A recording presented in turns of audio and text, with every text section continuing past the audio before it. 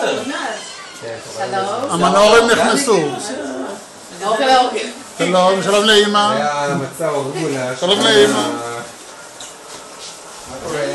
זה אז לא מתועד מצאנו פה בסוף בנסיגה אורוגולה ביתית, מכל אז הדברים. לא היה אורוגולה בסוף. בואו. שלום. מה קורה? שלום. מה יש לך ביד? תראה מה הוא סוחב איתה בכל מקום.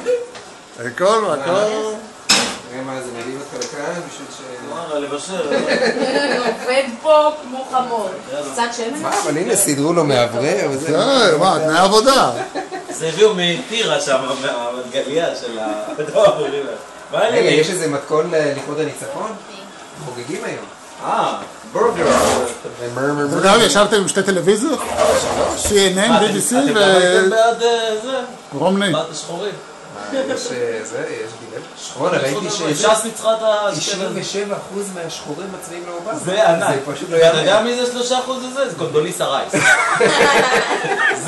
לא, ומייקל פאוול. כן, בבעלה. פאוול. זה שהיה רמה. הוא רפובליקאי? הוא גם היה של אובמה. טוב, משהו לסיגל תגידי. רגע, מה זה? זה מה... זה קבבי מטירה, למי שלא אוכל סלמון. הייתי אחרי לו אחת צהריים, אבל... מה?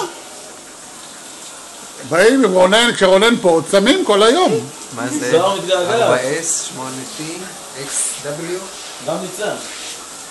את רעבה, רותם? את יכולה לאכול. לא?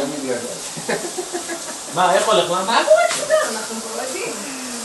קשה עם הקניות. קשה. כן, תיארנו לעצמנו. איך הולך באמריקה? האמת היא, אני אמרתי, אני עוד לא עשתה את הסוויט הזה בראש.